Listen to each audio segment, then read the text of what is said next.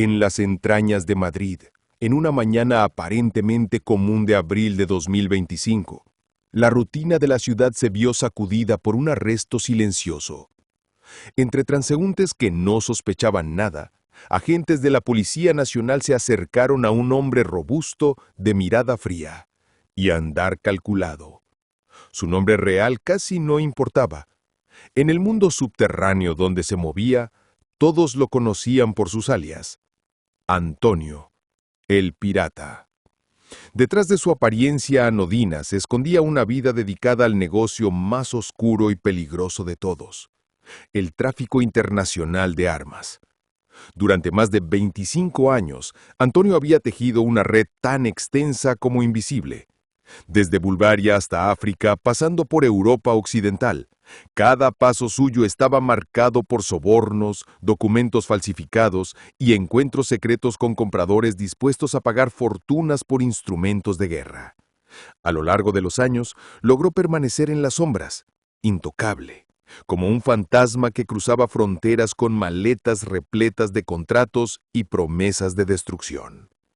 Lo que lo hacía diferente de otros traficantes era su visión.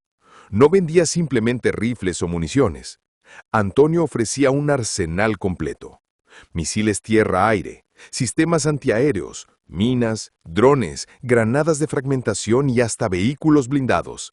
Era un comerciante de muerte al por mayor, capaz de equipar ejércitos enteros. Y sus clientes no eran cualquiera. Eran algunos de los grupos más sanguinarios del planeta. Fue así como el destino de Antonio se cruzó con el del Cártel de Jalisco Nueva Generación, la organización criminal más temida de México, responsable de miles de muertes y de sembrar el terror en comunidades enteras.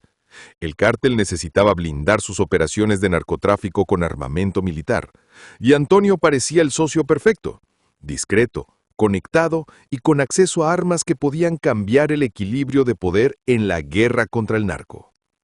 La conspiración comenzó a gestarse en 2022.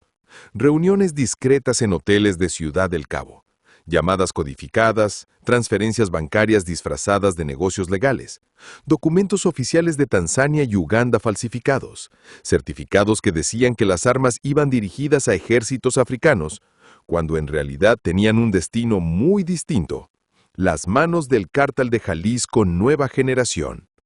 Antonio, junto con sus cómplices, creó un rastro de papeles cuidadosamente diseñado para engañar a gobiernos y aduanas. Nada quedaba al azar. El primer envío fue un lote de 50 fusiles de asalto AK-47. El pago se realizó en transferencias que pasaron de bancos estadounidenses a cuentas en Kenia y Bulgaria. El Cártel de Jalisco Nueva Generación quería más, mucho más, y Antonio estaba listo para satisfacerlos. Preparaba catálogos con ofertas de armamento como si se tratara de un comerciante cualquiera, pero sus folletos no mostraban coches ni casas. Mostraban lanzacohetes, sistemas de defensa aérea y granadas de fragmentación. El plan parecía marchar con precisión quirúrgica, pero lo que Antonio ignoraba era que desde el otro lado del océano lo observaban con atención. Agentes de la DEA y del FBI habían infiltrado las comunicaciones y sabían que no se trataba de un simple traficante. Se trataba de un engranaje clave en la maquinaria de violencia que amenazaba expandirse a nivel global. El destino del pirata estaba marcado, aunque él aún no lo desconociera. En 2024, durante una de las reuniones, Antonio habló con descaro sobre la posibilidad de entregar al Cártel de Jalisco Nueva Generación un sistema antiaéreo ZU-23, capaz de derribar helicópteros militares con proyectiles explosivos. Los investigadores sabían entonces que ya no había marcha atrás. El traficante estaba dispuesto a todo, incluso a armar a un cártel con tecnología de guerra que podría desatar masacres aún más brutales. El 27 de julio de ese año, las autoridades lograron interceptar un cargamento de armas que Antonio había preparado.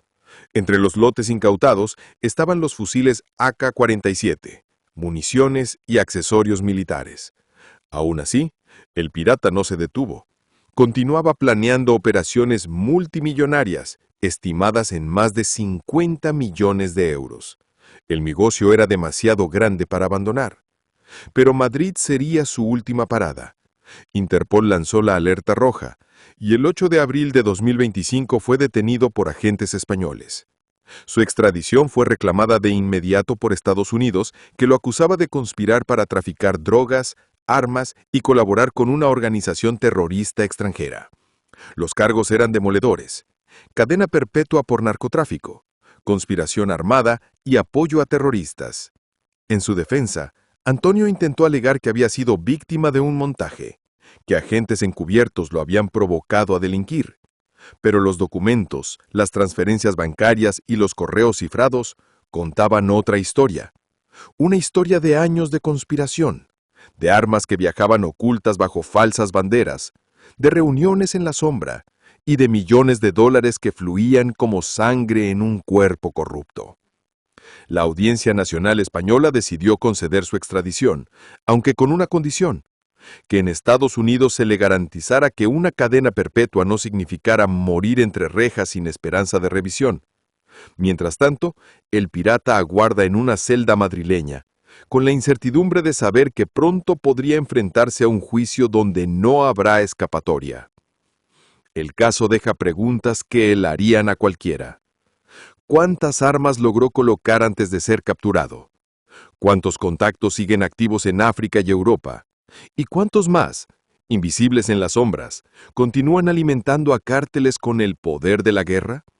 Porque en este mundo subterráneo, cada detención es apenas una grieta en la oscuridad, y los fantasmas del tráfico de armas rara vez desaparecen del todo.